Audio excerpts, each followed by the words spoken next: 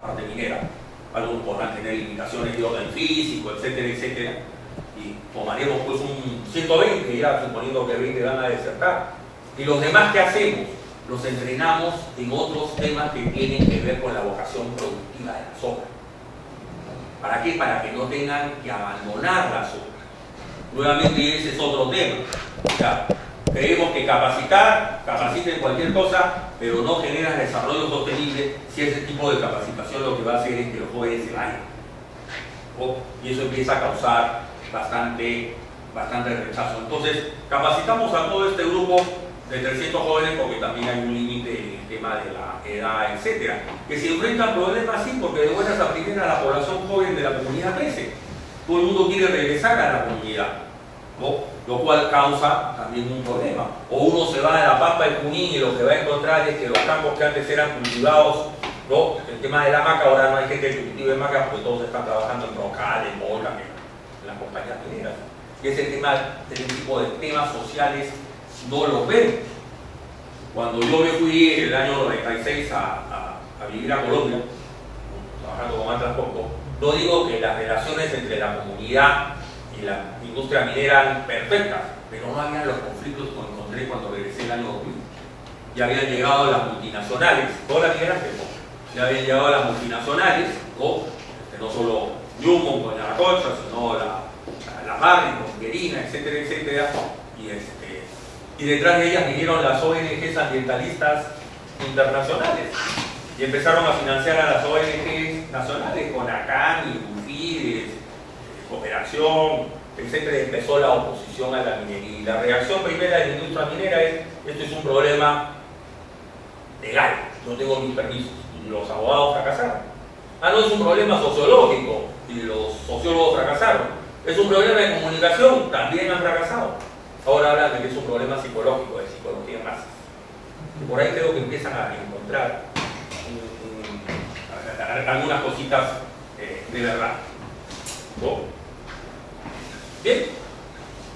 Pero el tema tiene que ver con la gente, y la gente es lo más complicado que existe. Yo no conozco hasta ahora ningún comunero que me diga que quiere para sus hijos lo mismo que él tiene, todos quieren mejorar. Entonces la pregunta es: ¿por qué rechazan una actividad que en líneas generales le va a traer mayor prosperidad? Pero ya hemos dicho, es un tema de expectativas, ¿no? Es un tema de que creen que no están siendo compensados en la medida que ellos creen. Es una gran diferencia, por ejemplo, con Canadá. En Canadá los First Nations, o sea, los pueblos originarios, para empezar, ahí son dueños del subsuelo. Yo no estoy a favor de que el subsuelo sea propiedad de las comunidades acá en Perú por diversas razones, pero allá sí lo son. Y allá lo que hacen es negociar con las mineras, no se pelean con las mineras. De hecho, que tienen por ley derecho a bloquear las carreteras en sus territorios. Nadie lo bloquea, o sea, por el frío que hace en Canadá, pero así y todo, lo que hacen es negociar con las mineras y tienen asesores que les dicen: oye, esta compañía minera, seguramente por el tipo, etcétera, va a poder tener tal rentabilidad. Y puedes estirar la pita hasta eso.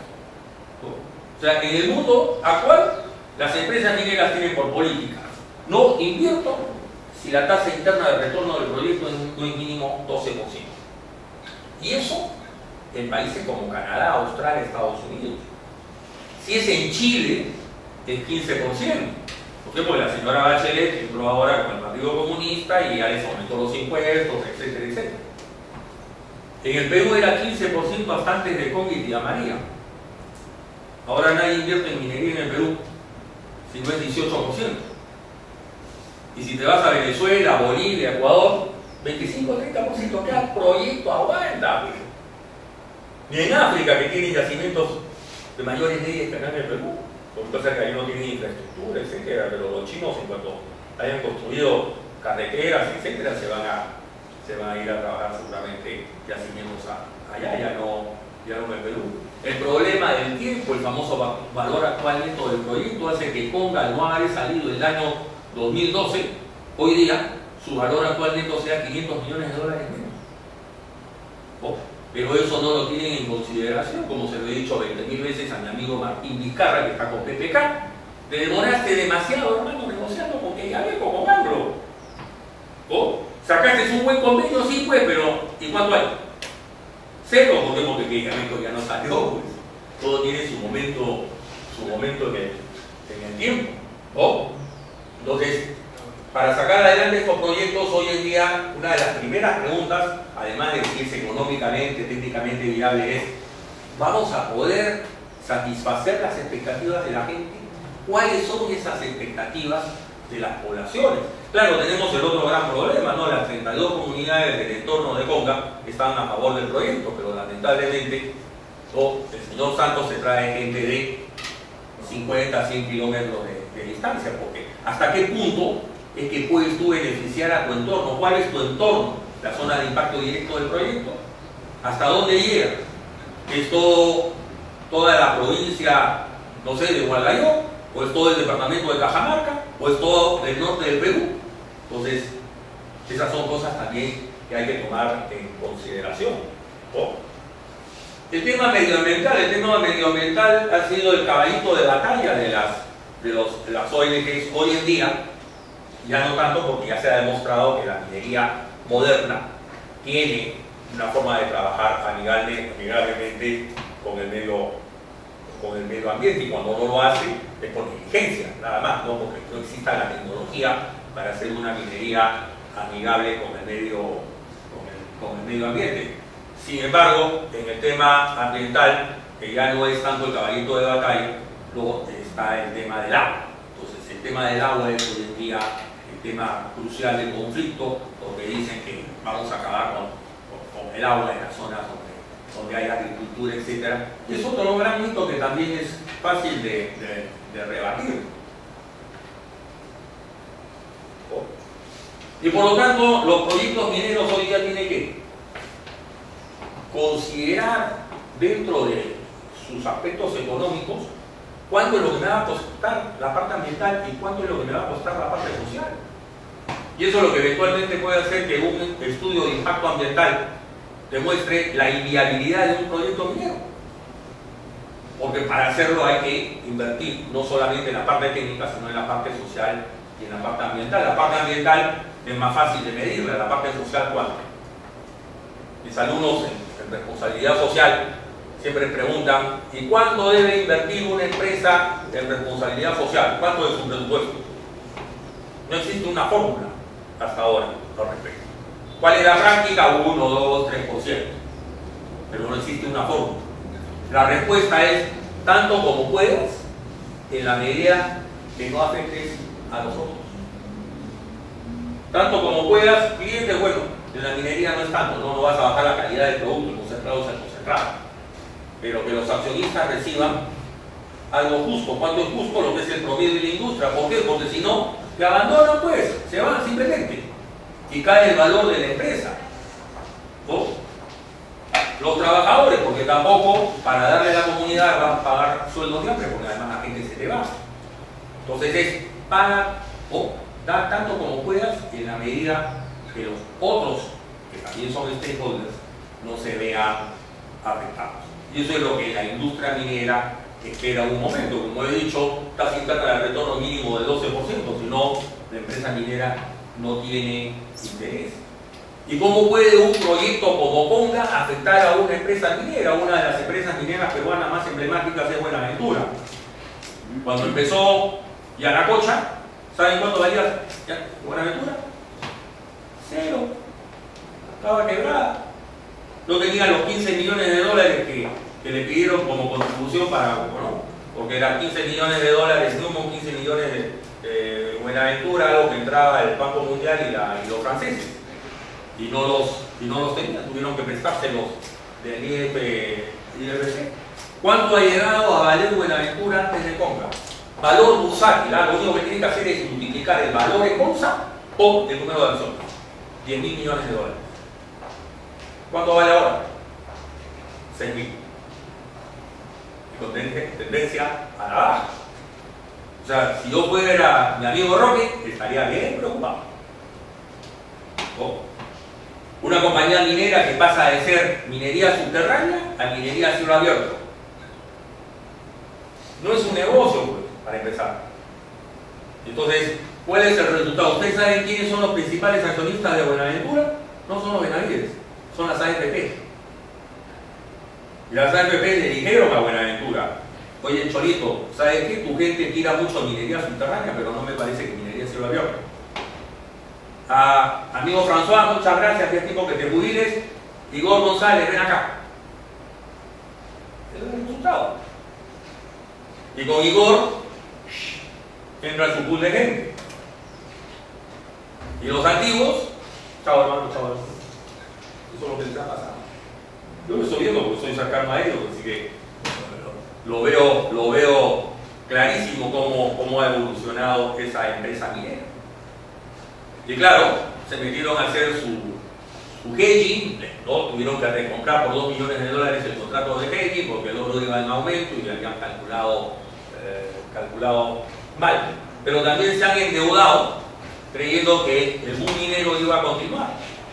Y por si no lo saben ustedes, Buenaventura, febrero, marzo y abril, no tiene caja.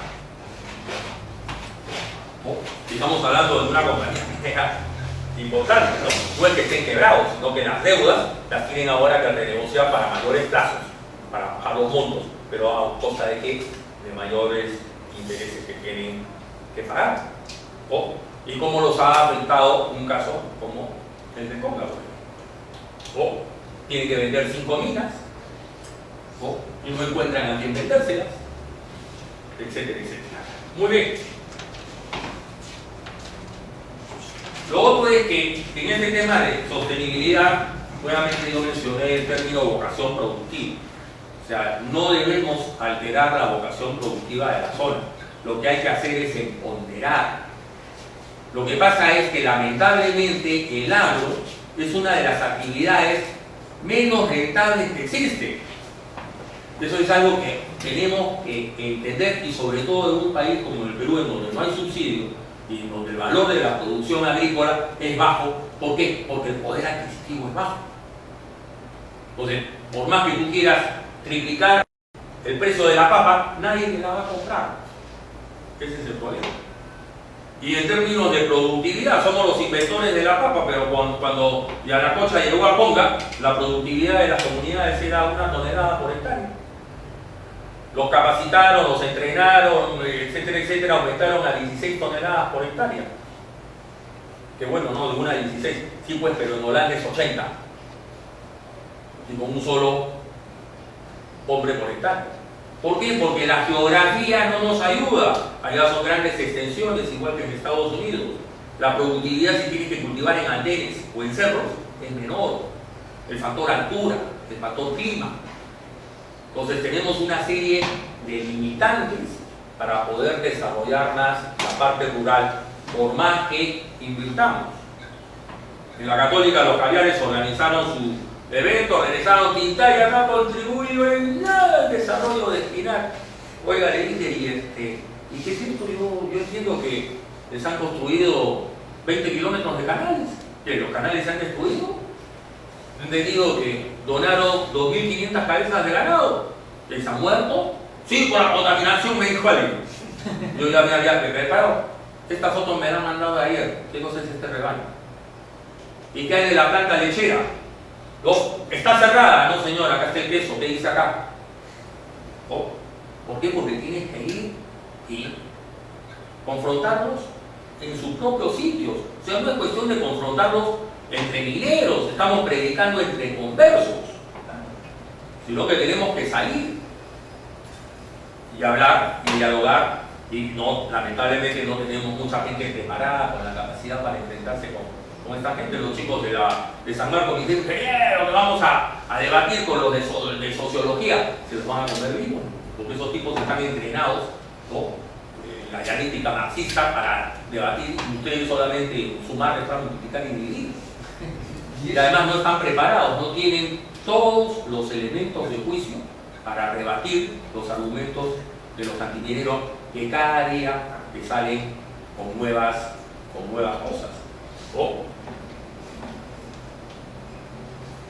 Y eso requiere también un gobierno corporativo diferente en las mismas empresas mineras, o sea, que estén convencidos los propios directores. No siempre sucede, porque todavía tenemos directorios donde hay gente muy tradicional, muy conservadora, que solamente está pensando en el bottom line ecológico, ¿no? En la última línea, en el estado de resultado, que es las utilidades, ¿no? A nivel internacional hay muchos esfuerzos que se han hecho. Yo suelo ir todos los años a la Convención Minera Americana, que es en febrero. La LSME me parece la más completa de las convenciones mineras. Uno puede tener 20 salones simultáneos donde hay desde temas técnicos, económicos, etcétera. Siempre expongo, este año puse sobre el tema del terrorismo minero en Perú. La sala estaba llena. El año pasado expuse sobre el tema de la minería y la iglesia. Vinieron hasta reporteros, pueden entrar en internet, mining.church, lo van a encontrar. ¿Por qué? Porque los propios mineros están equivocados, creen que la iglesia católica, porque hay un cura que se llama Arana, ¿no?, está en contra de la minería, y eso no es cierto. Hay un grupito de curas, los de la teología de la liberación, de los 50 obispos activos que tiene el Perú. Yo solo conozco a 2 que están en contra de la minería. En realidad, uno que es Pedro Barreto en Huancayo, hijos míos, oremos ahora por todos los niños que mueren diariamente en la Oroya. Oiga, monseñor, la Oroya está cerrada hace tiempo. O Daniel Burley, que es un pan de Dios en Chulucana, pero le metieron en la cabeza lo de la antiminería. Lo demás no. Inclusive los del ICMM han estado recientemente en el Vaticano entrevistándose con los cardenales. ¿Por qué? Porque hay que tener un acercamiento diferente. Al mismo Roque Benavides, cuando salió a criticar la encíclica la Laudato Si de Francisco, le digo, lo peor que puedes hacer es enfrentarte con la iglesia. Lo que tienes que hacer es traer agua para tu molino. El Papa no está condenando a la minería, lo que está haciendo es un llamado a la reflexión sobre el cuidado de la casa propia. Entonces lo que hay que decir es que nadie cuida más la casa propia que la minería. El approach, el acercamiento que tenemos hacia la población, hacia las autoridades, etcétera, etcétera, es muy pobre, ¿no? Pero estos son los 10 principios básicos del Consejo Internacional de Minería y Metales, con sede en Londres. Poca gente sabe, por ejemplo, que existe el London Mining Network. Y en la sociedad de minería sabían de qué dijeron, el London Mining Network. Y pueden ustedes entrar a Google y lo buscan. Es la red internacional de ONGs antimineras. Ahí está Canepa o Catepa. Catepa es una ONG internacional con sede en Bruselas que financia a Grufides, financia cooperación, las ONGs de Arana y de Chau. Uno entra a la página web de Catepa y ahí está de Grufides, cooperación, ahí está. La otra es Miserao. Misereo es la alemana de los obispos teólogos de la liberación alemanes. Eso quiere decir de que la iglesia está en contra. Yo te puedo mostrar un video en que llega el Papa Benedicto a Alemania, están los obispos alemanes, ¿no? Y la mitad de esos obispos, que son los de Misereo, ni siquiera le dieron la mano. El Papa pasa con la mano así y los tipos se voltean. Pues son ciertos sectores de la iglesia católica, porque también ahí los hemos dejado que ocupen el territorio. Y como un amigo militar con el que conversaba, yo soy graduado en Seguridad y Defensa Nacional en el CAEN, pero el CAEN de ahora no es el CAEN de la época de Velasco, que era todo rojo. ¿Por qué? Porque dejaron que los rojos se apoderaran. Todavía va a haber caviares ahí metidos, pero hay un balance con gente de otro pensamiento. El susto que hemos pasado el 10 de abril ha sido básicamente porque hemos dejado que los jóvenes, ¿no?, les envenenen las mentes. ¿Por qué? Porque nosotros los mayores no los educamos, no les decimos cómo han sido las cosas en el pasado con estos regímenes socialistoides. Pero bueno, hay principios básicos internacionales a los cuales se adhieren las compañías en este tema de la sostenibilidad, ¿no? ¿Y qué es lo que se busca? Por ejemplo, estos informes públicos, ¿no?, los famosos informes de sostenibilidad. Otro que es muy interesante y que acá poco se habla es el EITI. ¿Conocen ustedes el EITI? Sí. De la Iniciativa de Transparencia de las Industrias Extractivas, Extractive Industry Transparency Initiative. de universidades, es uno de los representantes de la sociedad civil en el caso peruano. Y el país, Perú ha sido calificado como país cumplidor. ¿Qué quiere decir eso? Que lo que declara el Estado haber recibido impuestos de la minería coincide con lo que la minería declara haberle entregado al Estado. Lo que pasa es que no hemos dado el segundo paso, que es decir, ¿y ese dinero a dónde se fue? Ahí regresa el tema de que tiene que contribuir a aumentar el capital físico y humano y no irse en gasto corriente, porque nadie está fiscalizando a dónde se va ese dinero que produce la minería. ¿No? Ingeniero Mario, disculpe, entonces lo que faltaría sería la auditoría a la... Falta la auditoría, que es parte de la iniciativa EITI, pero que todavía no ha sido implementada en el caso peruano, pero están en proceso. En proceso. Dos regiones. Piura sí. Piura sí. Piura y Moquegua. ¿En Piura qué? Y están implementando todo, tienen todo. Sí. No sé qué hay los datos de cuánto cobran, cuánto pagan. Lo que no sé es en qué se gasta. Dos regiones, una de ellas es Piura Y Moquegua, me parece, disculpe, la otra. ¿Sí? Sí. ¿Y cómo saben? Eso llegó en un folleto. Yo también pude asistir a la AT. Eso sí me va a interesar porque folleto hasta ahora lo que yo he seguido del EITI es que lo que van a poder saber es cómo el monto global de impuestos lo gasta el gobierno central. Lo que no sé cómo van a hacer para determinar que cuánto es de lo que pagó Cuajone fue invertido en Moquegua. Porque acuérdense que solamente el 50% del impuesto a la renta es canon minero que va a la región, el otro 50% va al gobierno central y ahí sí perdemos control de cómo lo gastamos. Piura lo están haciendo. También la parte del gobierno central. Exacto. Todos los gastos de las regiones, toda la plata que reciben, o sea, ellos tienen a detalle todo. Sí, eso sí, lo del canon minero sí.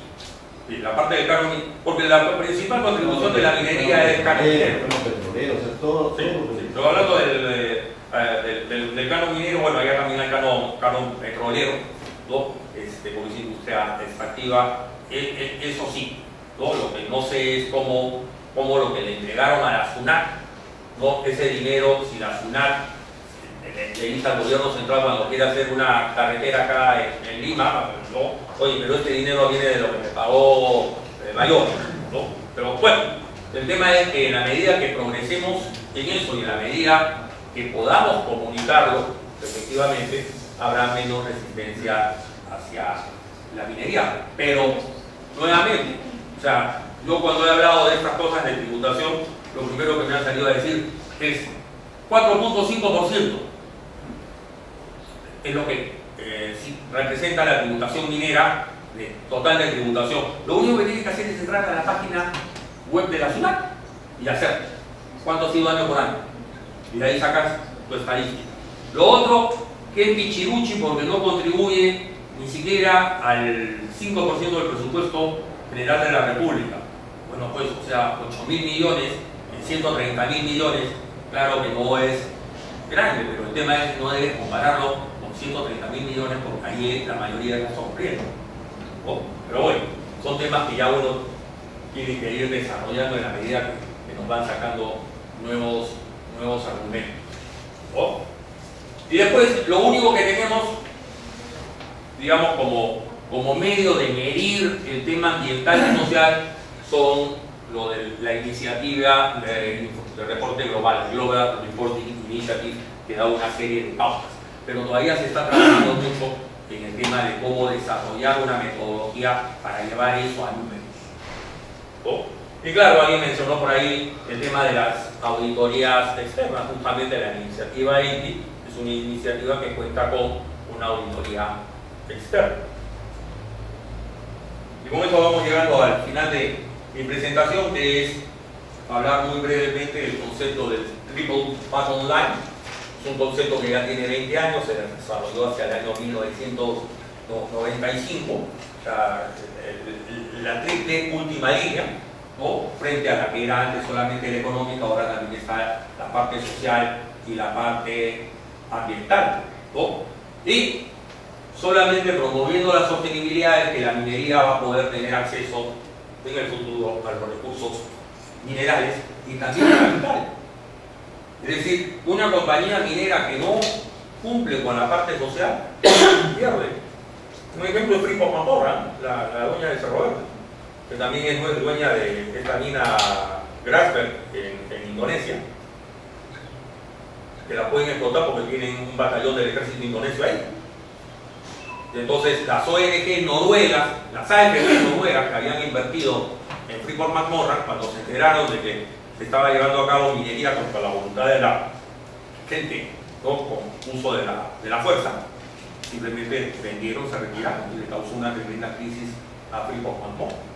Entonces hoy día la reputación, la imagen es muy importante. Eso cambia también el concepto que yo vengo empujando hace años, de que la concesión minera no debe ser entregada a cualquiera. La concesión minera, eso se justificaba en tanto había que poner en valor mediante la exploración minera yacimientos. Pero en realidad la concesión minera debe ser entregada a quien tiene la capacidad técnica, económica, social y ambiental para llevar adelante un proyecto minero. Y si no, dense cuenta ustedes cuánto del territorio nacional está denunciado. ¿Tienen idea? 15%. 15% del territorio nacional está denunciado. Para empezar, la mitad del territorio no se puede denunciar. Son zonas urbanas, parques nacionales, santuarios arqueológicos, con el que se metió el padre de la Verónica Mendoza, ¿no? Y del total, solamente 2% más o menos está siendo explorado o explotado. Es decir, un 13% no pasa nada. Está ahí abandonado, en especulación, lo que sea. Pero ¿qué te sacan las ONGs? Denuncio, sinónimo, va a haber mina. Cuando sabemos de que de 100 prospectos, tal vez uno termine siendo mina. Y por lo tanto, también, si no hay ese tema de sostenibilidad, hay dificultades en acceder a capital, porque los requerimientos de las instituciones financieras son hoy día mucho más estrictos, inclusive que los nacionales. Y el tema, evidentemente, también de capital humano. Y termino con esta diapositiva, es algo que también ando repitiendo hace mucho tiempo. De la misma manera que las empresas mineras le piden atractividad a los países para atraer sus inversiones mineras, de la misma manera los pueblos le piden atractividad a las empresas para aceptarlas. Y la única manera en que una empresa minera puede volverse atractiva ante una comunidad es si durante el ciclo de vida de la mina le trae desarrollo sostenible. Muchas gracias.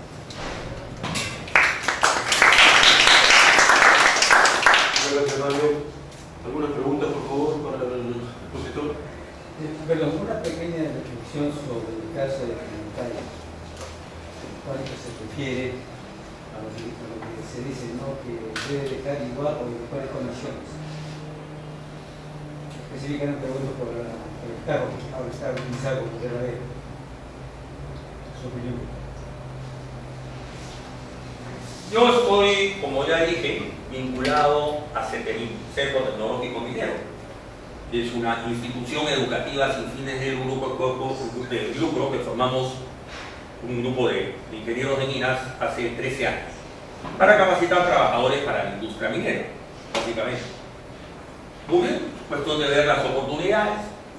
El año pasado, Buenaventura completó el plan de cierre de minas de Colquirrumi, una pequeña operación minera en Guadalajara. Y además cerró el año 93, solo que ellos se quedaron, ¿no?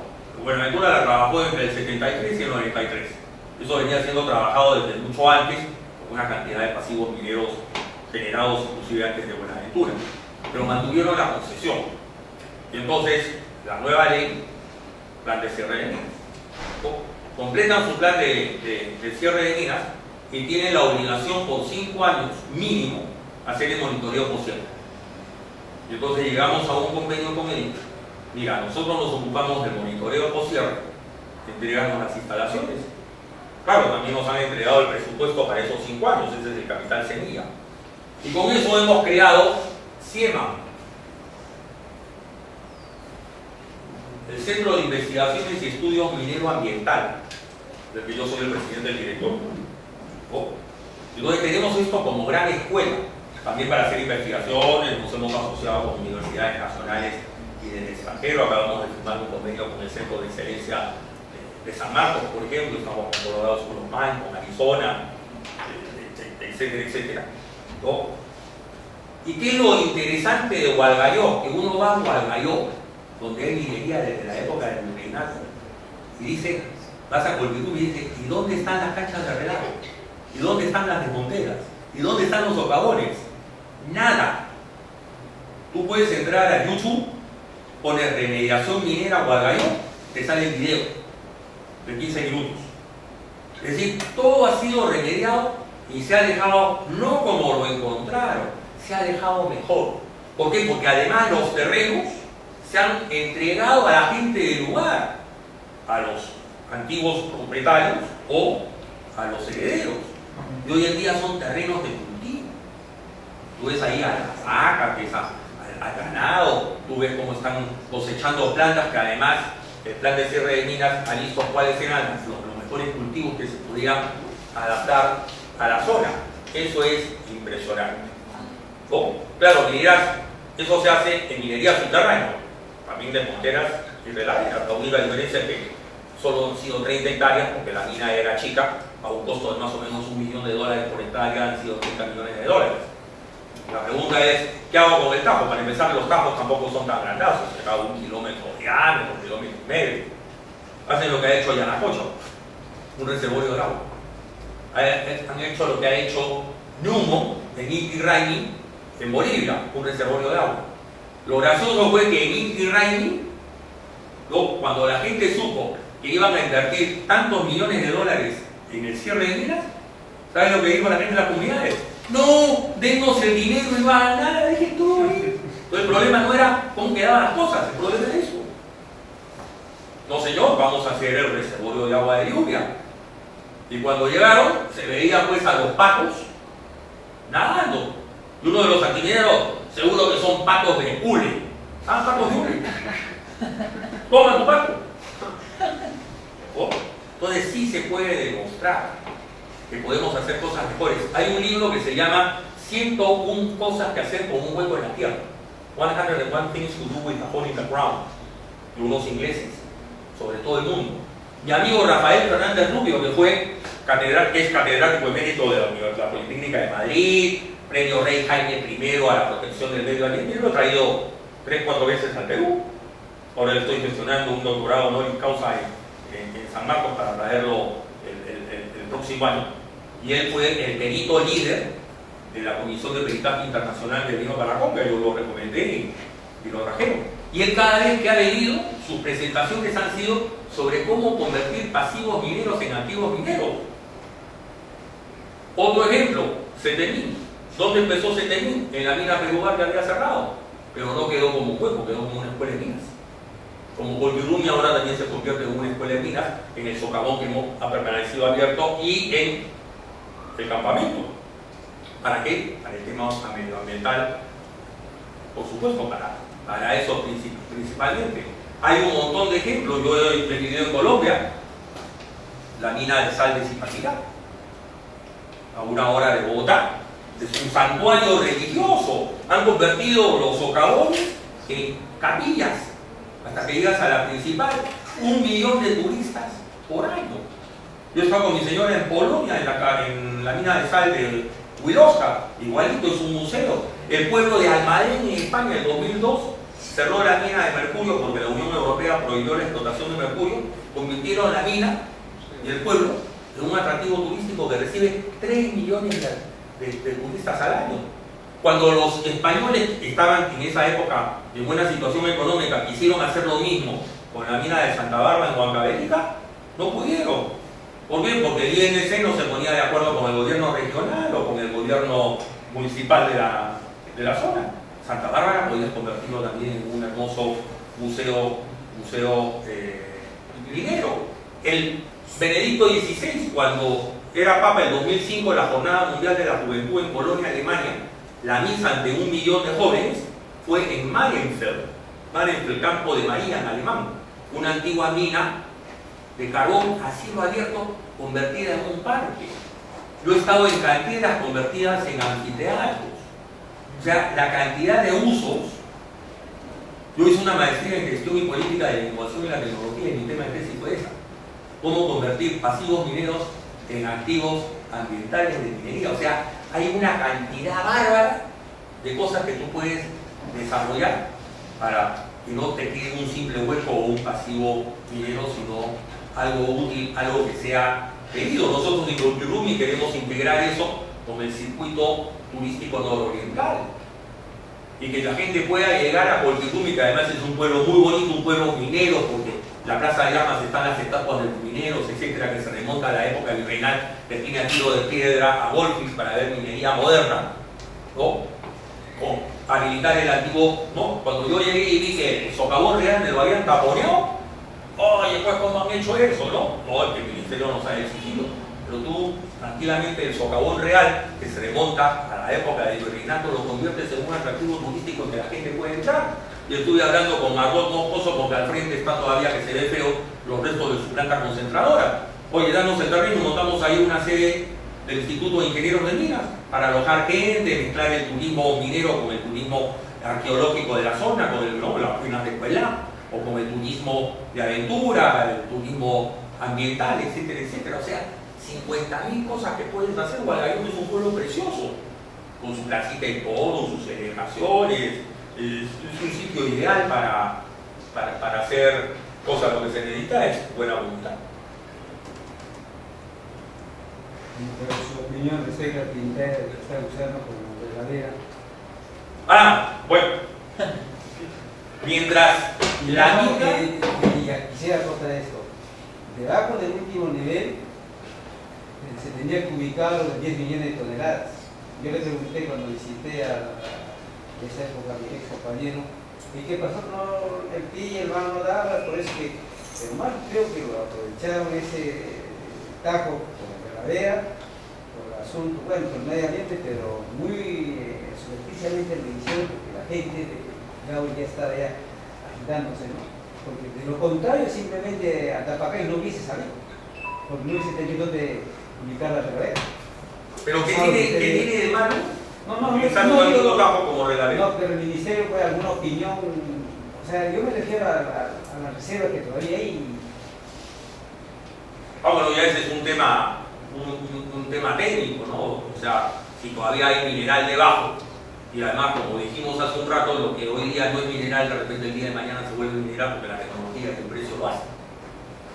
O cómo hacerlo, no sé, Chuquicamata se ha ido a subterráneo, porque tampoco puede ser que puedas estar ¿no? en el momento en que la minería subterránea se vuelve más económica que la de cielo abierto, pasas a subterráneo.